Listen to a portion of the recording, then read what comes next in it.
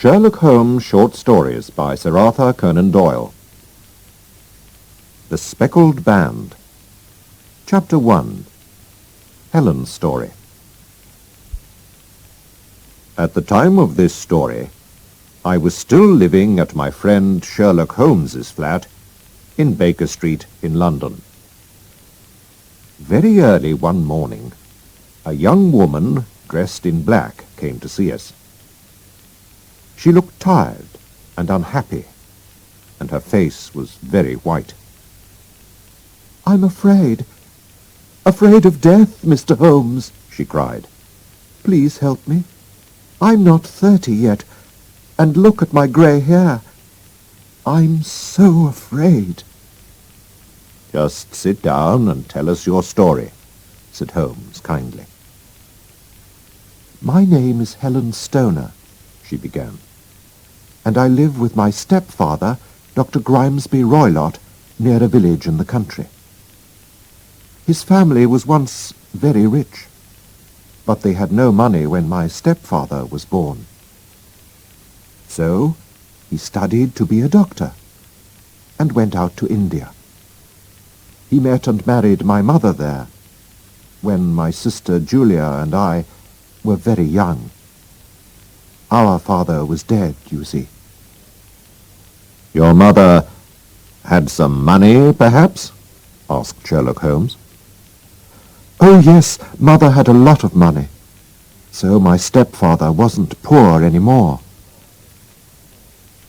"Tell me more about him, Miss Stoner," said Holmes. "Well, he's a violent man. In India he once got angry with his Indian servant and killed him. He had to go to prison because of that. And then we all came back to England. Mother died in an accident 8 years ago. So my stepfather got all her money. But if Julia or I marry, he must pay us £250 every year." "And now you live with him in the country," said Holmes. "Yes, but he stays at home and never sees anybody, Mr. Holmes," answered Helen Stoner.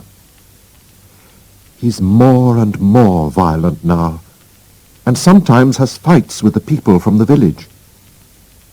Everybody's afraid of him now, and they run away when they see him. And they're also afraid of his Indian wild animals, which run freely around the garden. A friend sends them to him from India, and the animals are not the only wild things in the garden. There are also gypsies. My stepfather likes these wild people, and they can come and go where they like. Poor Julia and I had very unhappy lives. We had no servants. They always left because they were afraid of my stepfather, and we had to do all the work in the house.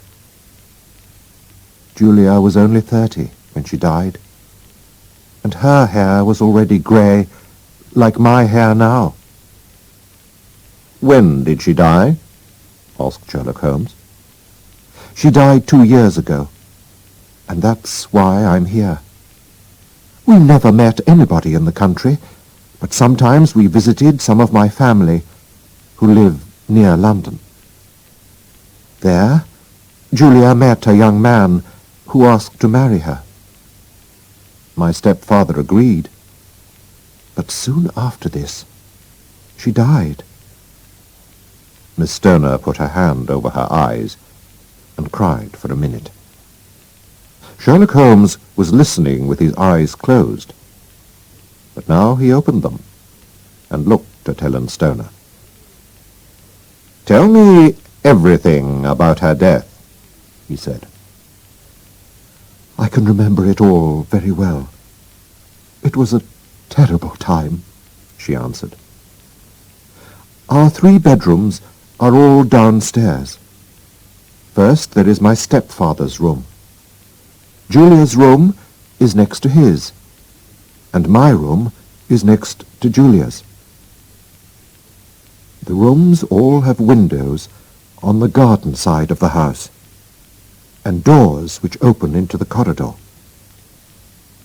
One evening, our stepfather was smoking his strong Indian cigarettes in his room. Julia couldn't sleep because she could smell them in her room. So she came into my room to talk to me. Before she went back to bed, she said to me, "Helen, have you ever heard a whistle in the middle of the night?" I was surprised. "No," I said. "It's strange," she said. "Sometimes I hear a whistle, but I don't know where it comes from. Why don't you hear it?" I laughed and said, "I sleep better than you do." So Julia went to her room and locked the door after her. "Why did you lock your doors?" asked Sherlock Holmes. "We were afraid of the wild animals and the gypsies," she answered. "Please go on," said Holmes. I couldn't sleep that night. It was a very stormy night, with a lot of wind and rain. Suddenly, I heard a woman scream. It was my sister's voice. I ran into the corridor, and just then I heard a whistle, and a minute later the sound of falling metal. I didn't know what it was. I ran to my sister's door. She opened it and fell to the ground. Her face was white and afraid, and she was crying. "Help me! Help me, Helen! I'm ill! I'm dying!" I put my arms around her, and she cried out in a terrible voice, "Helen! Oh, my God, Helen! It was the band! The speckled band!" She wanted to say more, but she couldn't. I called my stepfather, who tried to help her, but we could do nothing. And so, my dear, dear sister died. "Are you sure about the whistle and the sound of falling metal?" asked Holmes. "I think so," answered Helen. "But it was a very wild, stormy night. Perhaps I made a mistake. The police couldn't understand why my sister died. Her door was locked, and nobody could get into her room. They didn't find any poison in her body. And what was the speckled band? Gypsies wear something like that round their necks. I think she died because she was so afraid. But I don't know what she was afraid of. Perhaps it was the gypsies. What do you think, Mr. Holmes?" Holmes thought for a minute. He said. "That is a difficult question. But please go on." "That was 2 years ago," Helen Stoner said. "I have been very lonely without my sister. But a month ago, a dear friend asked me to marry him. My stepfather has agreed, and so we're going to marry soon. But 2 days ago, I had to move to my sister's old bedroom, because some men are mending my bedroom wall. And last night, I heard that whistle again. I ran out of the house immediately and came to London to ask for your help. Please help me, Mr. Holmes. I don't want to die like Julia." "We must move fast," said Holmes. "If we go to your house today, can we look at these rooms? But your stepfather must not know." He's in London today, so he won't see you. Oh, thank you, Mr. Holmes. I feel better already. Chapter 2. Holmes and Watson visit the house. Holmes went out for the morning, but he came back at lunchtime. We then went by train into the country, and took a taxi to Dr. Roylott's house. "You see," said Holmes to me, "our dangerous friend Roylott needs the girl's money because he only has £750 a year from his dead wife. I found that out this morning. But the gypsies, the whistle, the band, they are more difficult to understand. But I think I have an answer." When we arrived, Helen Stoner showed us the 3 bedrooms. We saw her room first. "Why are they mending your bedroom wall?" asked Holmes. "There's nothing wrong with it." You're right, she said. I think it was a plan to move me into my sister's room. "Yes," said Holmes. We went into Julia's room, and Holmes looked at the windows carefully. "Nobody could come in from outside," he said. Then he looked round the room. "Why is that bell rope there, just over the bed?" My stepfather put it there 2 years ago. It's for calling a servant. But Julia and I never used it, because we didn't have any servants. He also put in that air vent on the wall between his room and this one. Holmes pulled the rope. "But it doesn't work," he said. "How strange. And it's just over the air vent. That also is interesting. Why have an air vent on an inside wall? Air vents are usually on outside walls." Then we went into Dr. Roylott's room. Holmes saw a large metal box near the wall. My stepfather keeps business papers in there, said Helen. "Does he keep a cat in there too?" asked Holmes. "Look!" There was some milk on a plate on top of the box. "Now, Miss Stoner," he said, "I think your life is in danger. Tonight, my friend Watson and I must spend the night in your sister's room, where you are sleeping at the moment." Helen Stoner and I looked at him in surprise. "Yes, we must," he went on. "We'll take a room in a hotel in the village. When your stepfather goes to bed, put a light in your sister's bedroom window, and leave it open.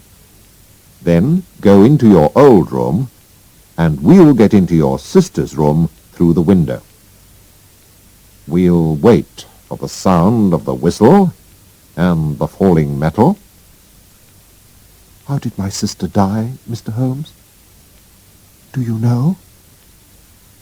Please tell me, said Helen. She put her hand on Sherlock Holmes's arm. "I must find out more before I tell you, Miss Stoner. Now, goodbye, and don't be afraid," replied Sherlock Holmes. We walked to the village, and Holmes said to me, "Tonight will be dangerous, Watson. Roylott is a very violent man." "But if I can help, Holmes, I shall come with you," I said. "Thank you, Watson. I'll need your help." Did you see the bell rope and the air vent? I knew about the air vent before we came. Of course there is a hole between the 2 rooms. That explains why Helen's sister could smell Dr. Roylott's cigarette. "My dear Holmes, how clever of you!" I cried. "And did you see the bed? It's fixed to the floor. She can't move it. It must stay under the rope which is near the air vent. Holmes, I cried, I begin to understand. What a terrible crime. Yes, this doctor is a very clever man. But we can stop him, I think, Watson. Chapter 3. Death in the Night. That night we went back to the house. When we saw Helen Stoner's light, Holmes and I got in quietly through the window. Then we waited silently, in the middle bedroom, in the dark. We waited for 3 hours, did not move. Suddenly we saw a light and heard a sound from Dr. Roylott's room. But nothing happened, and again we waited in the dark. Then there was another sound, a very quiet sound. Immediately Holmes jumped up and hit the bell rope hard. Can you see it, Watson? He shouted. But I saw nothing. There was a quiet whistle. We both looked up at the air vent, and suddenly we heard a terrible cry in the next room. Then the house was silent again. "What does it mean?" I asked. My voice was shaking. "It's finished," answered Holmes. "Let's go and see." We went into Dr. Roylott's room. The metal box was open. Roylott was sitting on a chair. His eyes were fixed on the air vent. Round his head was a strange yellow speckled band. He was dead. "The band, the speckled band," said Holmes very quietly. The band moved and began to turn its head. "Be careful, Watson. It's a snake, an Indian snake, and its poison can kill very quickly," Holmes cried. "Roylott died immediately. We must put the snake back in its box." Very, very carefully, Holmes took the snake and threw it into the metal box. "But how did you know about the snake, Holmes?" I asked. "At first, Watson, I thought that it was the gypsies. But then I understood. I thought that perhaps something came through the air vent, down the bell rope, and onto the bed. Then there was the milk. And of course, snakes drink milk. It was easy for the doctor to get Indian animals, and because he was a doctor, he knew that this snake's poison is difficult to find in a dead body. So, every night he put the snake through the air vent, and it went down the bell rope onto the bed. Of course, nobody must see the snake, so every night he whistled to call it back. The sound of metal falling was the door of the metal box, which was the snake's home. Perhaps the snake came through the air vent many times before it killed Julia. But in the end, it killed her. And Helen, too, nearly died because of this snake. But tonight, when I hit the snake on the rope, it was angry and went back through the air vent. And so, it killed the doctor. I'm not sorry about that. Soon after this, Helen Stoner married her young man and tried to forget the terrible deaths of her sister and stepfather. But she never really forgot the speckled band.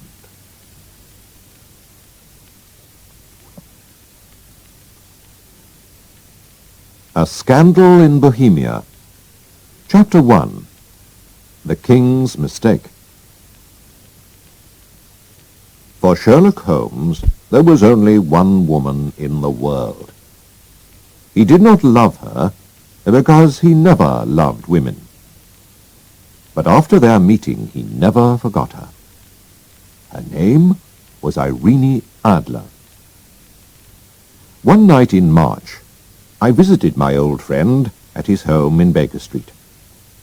I was married by now, so I did not often see him. "Come in, Watson," he said. "Sit down. I'm happy to see you because I've got something to show you." What do you think of this? It arrived in the last post. It was a letter with no date, name, or address. It said, "Tonight, someone will visit you to talk about some very secret business. You have helped other important people, and you can, we hope, help us. Be in your room at 7:45 p.m. "The paper.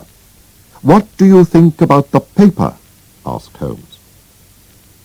I tried to think like Holmes. "It's expensive, so this person is rich. It's strange paper. Yes, it's not English. If you look at it in the light, you can see that it was made in Bohemia. And a German, I think, wrote the letter." "Ah, here comes our man now." We could hear the horses in the street. "Shall I leave, Holmes?" I asked. "No, no, I need your help." "This will be interesting," my friend answered. There was a knock at the door. "Come in," called Holmes. A tall, strong man came into the room. He was wearing expensive clothes and a mask over his face. "You can call me Count von Kram. I come from Bohemia," he said. "My business is most important. Before I tell you about it, do you agree to keep it a secret?" "I do," we said together. "A very important person who belongs to a royal family has sent me to ask for your help," he went on. "I wear a mask because nobody must know who that person is. I must explain how important this business is. If you cannot help, there will be difficulty and trouble for one of the most important families in Europe, and perhaps a very big scandal. I am talking about the famous House of Ormstein, kings of Bohemia."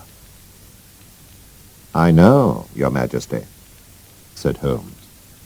He quietly smoked his cigarette. The man jumped up from his chair. "What?" he cried. "How do you know who I am?" Then he pulled the mask off his face and threw it on the ground. "You are right. Why do I hide it? I am the king. I am Wilhelm von Ormstein, king of Bohemia. I came to see you myself because I could not ask another person to tell my story. It must be a secret. You understand?" "Very well. Go on," said Holmes. He closed his eyes and listened. 5 years ago, I met a woman called Irene Adler. We... "Ah," said Holmes. "Irene Adler, born in 1850, singer, lives in London. A very beautiful woman, I hear." He looked at the king. "You and she... you loved her for a while, and then left her. But before you left her, you wrote her some letters, perhaps. And now you want to get these letters back." "That's right." "Did you marry her?" "No." "If she asks you for money and shows you the letters, you can say that you didn't write them." "But, Mr. Holmes, she also has my photograph. You can say that you didn't give her a photograph. We were both in the photograph. Oh dear. That was a mistake, Your Majesty. I know. I was stupid. But I was very young. You must get the photograph back. Can you steal it from her house? I have tried 5 times. But my men couldn't find it. What can I do? Holmes laughed. This is very interesting. What does she plan to do with the photograph? Soon I am going to marry Clotilde Lothman von Saxe-Meiningen, daughter of the King of Scandinavia. You know, of course, that we are 2 of the most important royal families in Europe. Clotilde will never marry me if she learns that I have been a friend of Irene Adler. You do not know Irene Adler.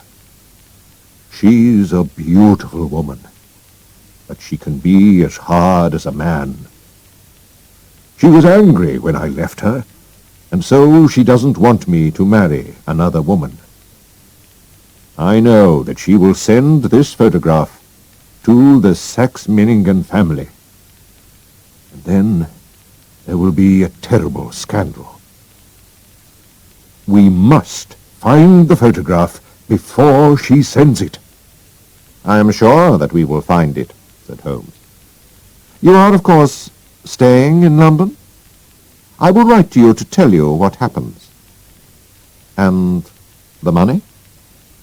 The king put a large, heavy bag on the table.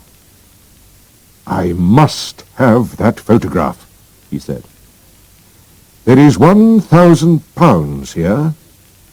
If you need more, you must ask at once. The money is not important. And the young woman's address? Asked Holmes. Bryony Lodge, Serpentine Avenue, St. John's Wood, London. Good night, Your Majesty, said Holmes. I hope to have some good news for you soon. The king left, and Holmes turned to me. And good night, Watson. Please come back tomorrow at 3 o'clock in the afternoon.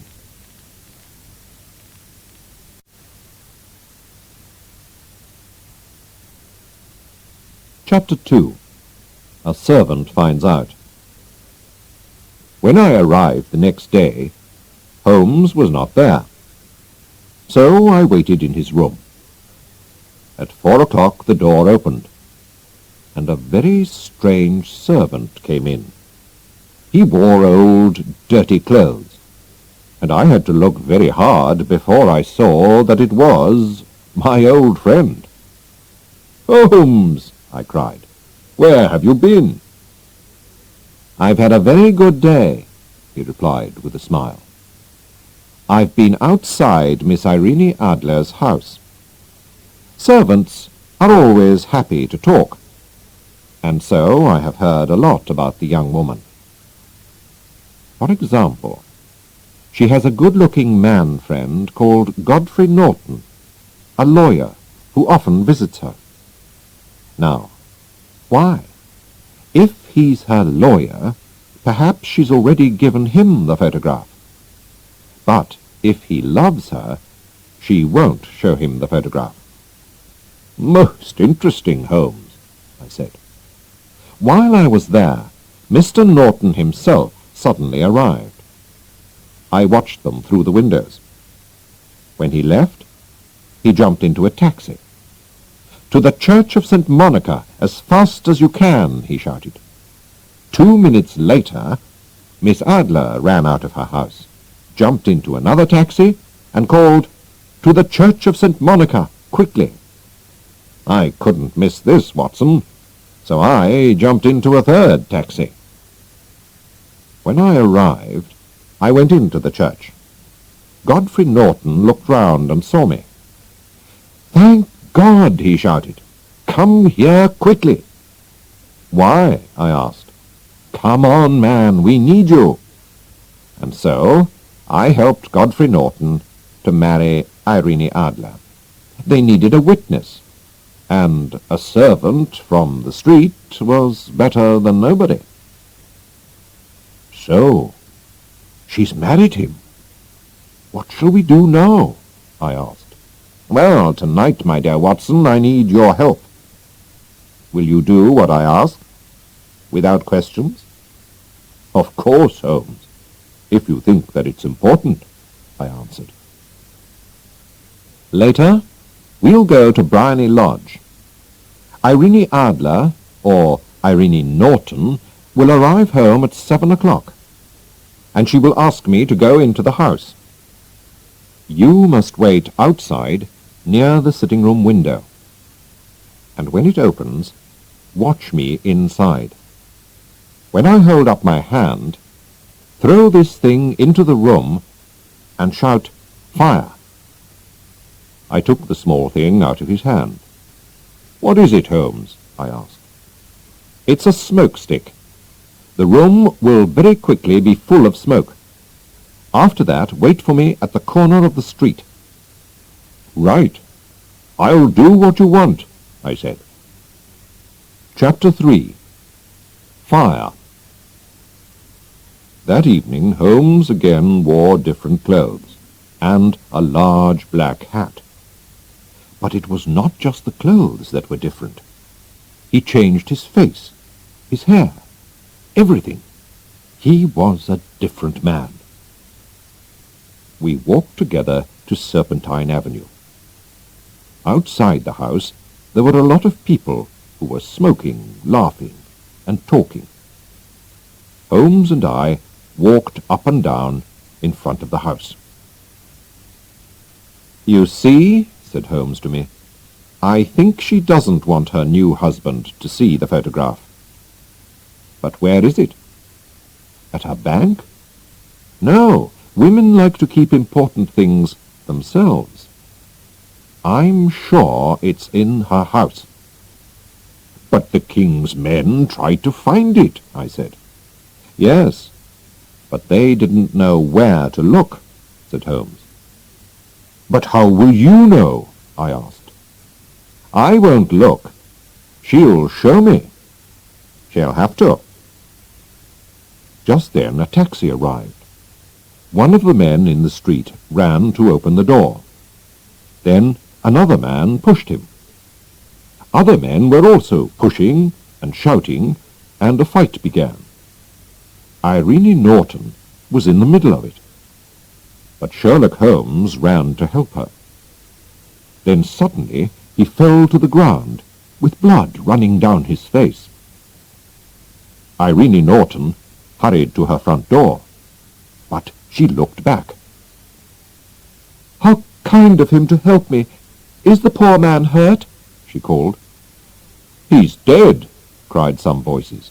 "No, he's only hurt," cried others. "Bring him into the sitting-room," she said. Some people carried Holmes into the house. I waited outside the window and watched. I saw how beautiful Irene Norton was. Then Holmes put up his hand, and I threw the smoke stick into the room. Immediately the people in the street and in the house all began to shout "Fire!" very loudly. The house was full of smoke.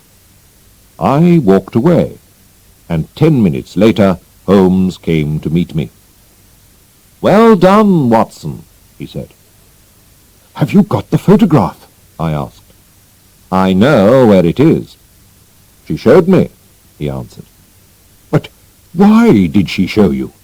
"It's easy," he said, and laughed. "You saw all those people in the street? I paid them to help us. It wasn't a real fight, and the blood wasn't real. When people shout fire, a woman runs to the most important thing in her house, her baby, her gold, or a photograph. Mrs. Norton ran to find her photograph, which is in a cupboard in the sitting-room. I saw it, but I did not take it. Tomorrow we will go to her house with the king. We'll go very early before she gets up. The king himself can take the photograph from the cupboard, and then we'll go." While Holmes was talking, we were walking home to Baker Street. When we arrived at my friend's house, a young man hurried past us and said, "Good night, Mr. Sherlock Holmes." "I've heard that voice before," said Holmes to me. He looked down the street. But who was it? Chapter 4. A Photograph. The next day we went to Irene Norton's house with the king. An old servant opened the door. "Mr. Sherlock Holmes?" she asked, and smiled. "Yes," said my friend. He looked very surprised. "Mrs. Irene Norton and her husband left England this morning. They will never come back to this country." "What?" cried Holmes, his face white and angry. "And what about the photograph?" cried the king. We all hurried into the sitting-room. Holmes ran to the cupboard and opened it. Inside was a photograph, not of Irene Adler and the king, but of the beautiful Irene alone. There was also a letter for Sherlock Holmes. We all read it together. "My dear Mr. Sherlock Holmes, you did it very well. I thought that it was a real fire, and that you were just a kind old man. But after I opened the cupboard, I began to think. I knew about the famous Sherlock Holmes. I knew your address, and I knew that the king asked you to find the photograph. So I quickly dressed as a young man and followed you home to Baker Street. I wanted to find out if you really were Sherlock Holmes. I said good night to you outside your door. My husband and I have decided to leave England. Please tell the king that I shall not show the photograph to anybody. I love my husband, and he loves me, and he is a better man than the king.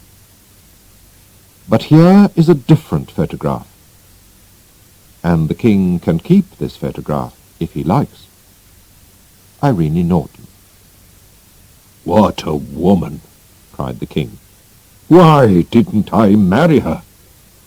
What a woman!"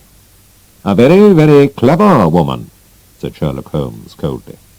"I am sorry, Your Majesty, that this business has not finished well." "No, no," said the king. "She writes that she will never show the photograph to anybody. I need nothing more than her word. There is no danger for me now. How can I thank you, dear Mr. Holmes?" "I would like just one thing, Your Majesty." "Tell me at once what it is," said the king. "This photograph." The king looked at him in surprise. "Irene's photograph?" he cried. "But of course, it is yours." And so there was no terrible scandal in the royal families of Europe, and Sherlock Holmes still has the photograph of the woman who was cleverer than he was. The 5 Orange Pips. Chapter 1. The Story of Uncle Elias. In September 1887, my wife was visiting some of her family, so I was staying with my old friend Sherlock Holmes in Baker Street. It was a windy, stormy evening, and the rain was falling heavily outside. Suddenly, there was a knock at the door. I looked at my friend in surprise. "Who can this be?" I asked. If he comes on business in this weather, it's important, said Sherlock Holmes. Come in, he called. A young man came in. He looked wet, tired, and worried. I've come to ask for help, he said. I've heard of you, Mr. Holmes. People say you know everything. I don't know what to do. Well, sit down, said Holmes, and tell me about yourself. The young man sat down and put his wet feet near the fire. My name is John Openshaw. My father, Joseph, had a brother, my uncle Elias, who went to live in America when he was young. He made a lot of money there. He didn't like the black Americans, so during the Civil War he fought against the men from the North and with those from the South. But when the South lost the war, and there was equality for black people, Uncle Elias left America.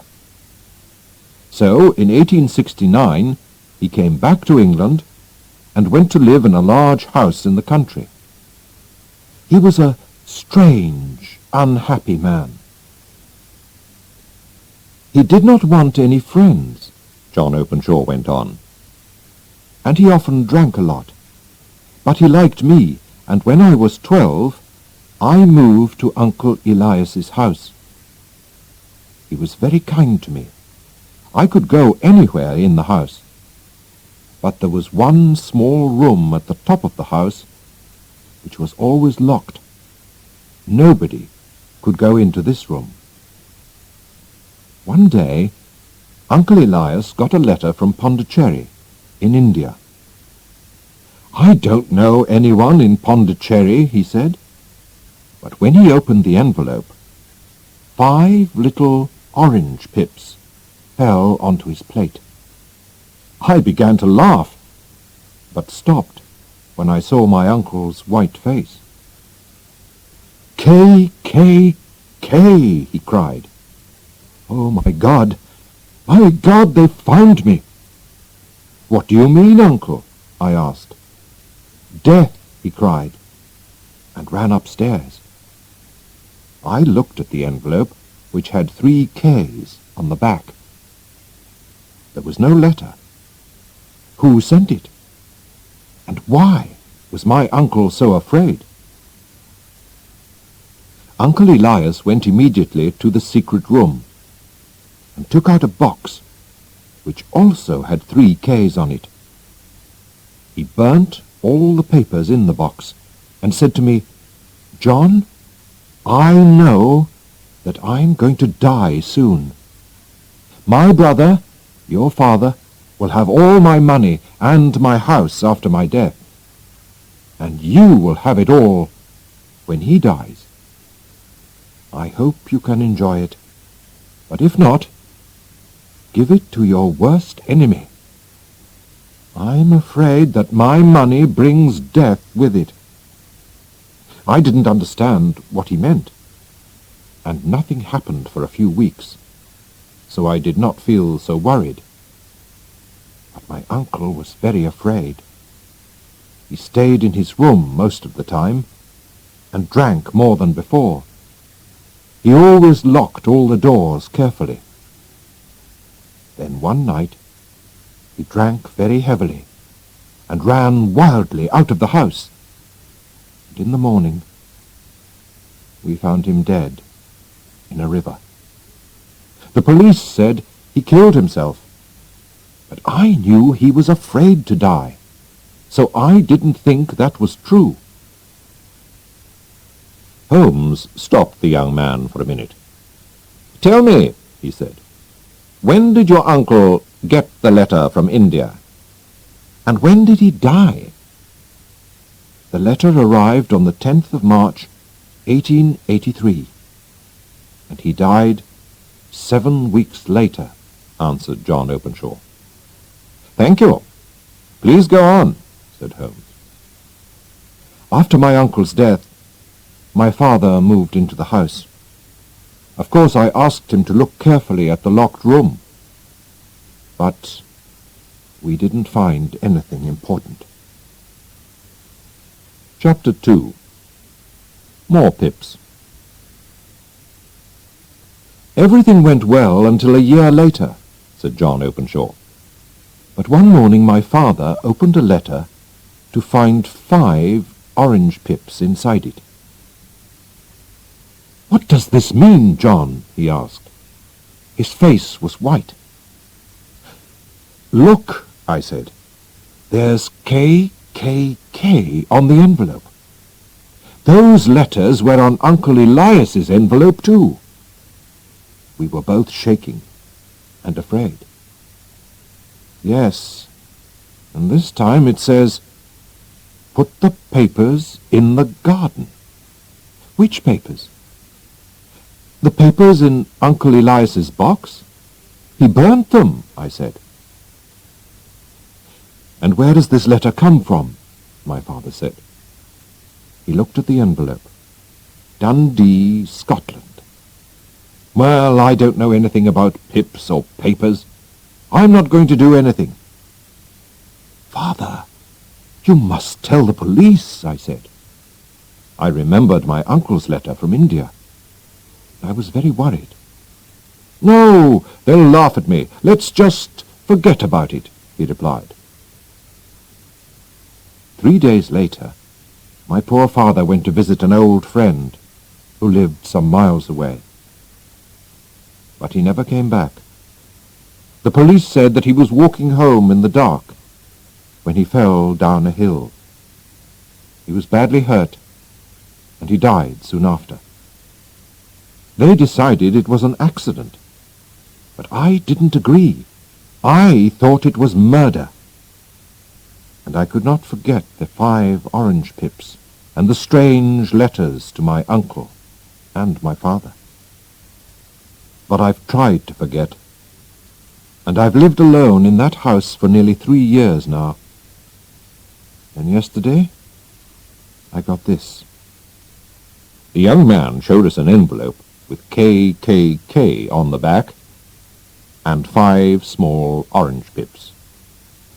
"You see," he said, "it comes from East London, and it says, 'Put the papers in the garden.' Those are the words that were in the letter to my father." "So, what did you do next?" asked Holmes. "Nothing," answered Openshaw. He put his head in his hands. "I don't know what to do. I'm afraid." "Nothing?" cried Holmes.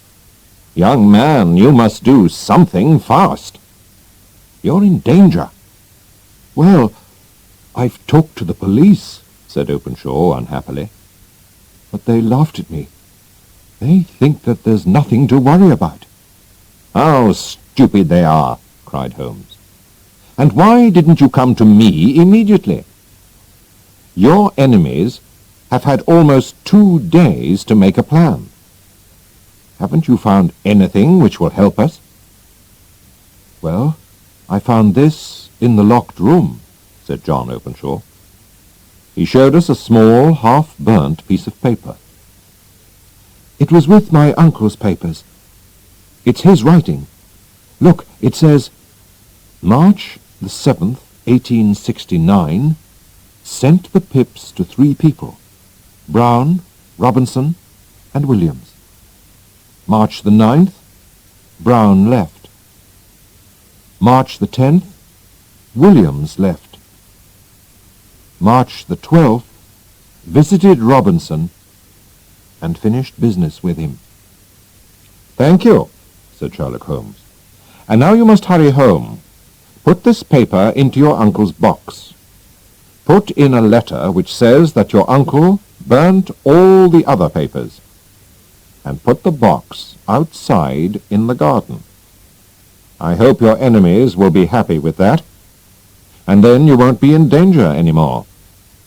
How are you going home?" "By train, from Waterloo Station," replied Openshaw. "There'll be a lot of people in the streets. so I think that you'll be all right. But be careful." "Thank you, Mr. Holmes," said Openshaw. "I'll do everything you say." He went out into the dark night, the wind and the rain. Chapter 3. K. Sherlock Holmes sat silently and watched the fire. Then he said to me, "John Openshaw is in real danger. Why did his uncle Elias have to leave America? Because he had enemies. When he came back to England, he was afraid. That's why he lived a lonely life and locked all his doors so carefully. Now, where did those letters come from? Did you see?" "The first from Pondicherry in India, the second from Dundee in Scotland, and the third from East London," I answered. "Does that tell you anything?" asked Holmes. "They're all seaports. The writer was on a ship when he wrote the letters," I replied. I was pleased with my answer. "Very good, Watson," said Holmes. "Somebody sent some pips from India and arrived 7 weeks later to kill Uncle Elias. Then he sent some pips from Scotland and arrived 3 days later to kill John's father. You see why I'm worried now? He has sent pips to John from London. John's enemy is in London already." "Good God, Holmes," I cried. "Who is this man?" "More than one man, I think. They belong to the Ku Klux Klan. That explains the KKK. Haven't you ever heard of it? It's a very secret group of Americans from the South. They wanted to stop equality for black people and to kill anyone who didn't agree with them. The police couldn't stop them, but in 1869, Uncle Elias, who belonged to this secret group, suddenly left America with all their papers. And so, the group could not go on. Of course, the group wanted to get the papers back. You remember the half-burnt paper? That was Uncle Elias's American diary. While he was working for the KKK, he sent the pips to frighten those 3 men. 2 left the country, but 1 didn't. So, the KKK finished business with him. Or killed him. The KKK always worked like that." "Well, I hope they won't kill young Openshaw," I said. Chapter 4. The Last Deaths. But they did. The next morning we read in the newspaper that John Openshaw was dead. A policeman found him in the river near Waterloo Station. The police said it was an accident, but Holmes was very angry about it. "He came to me for help, and those men murdered him. I'm going to find them if it's the last thing I do," he said to me, and he hurried out of the house. In the evening, when he came back to Baker Street, he was tired, but pleased. "Watson," he said, "I know the names of Openshaw's enemies, and now I'm going to send them a surprise. This will frighten them." He took 5 pips from an orange and put them in an envelope. On it he wrote, "S.H. for J.C. I'm sending the pips not from the KKK, but from me, Sherlock Holmes, to Captain James Cahoon. His ship is called the Star. He and his men are sailing back to Georgia, USA, now." "How did you find him, Holmes?" I asked. "Ship's papers," he said. "I've looked at hundreds of them today. Only one ship, the Star, was in the 3 ports at the right times, and this morning the Star left London to sail back to Georgia. I found out that the captain and 2 of his men, all Americans, weren't on the ship last night. So I'm sure they killed poor John Openshaw. When they arrive in America, they'll get the pips, and then the police will catch them. Sherlock Holmes is a very clever detective, but he can do nothing about the weather. The winter storms at sea that year were worse than ever. And so the Star never arrived in Georgia, and nobody saw the captain or his men again. The murderers of John Openshaw did not get the pips, but in the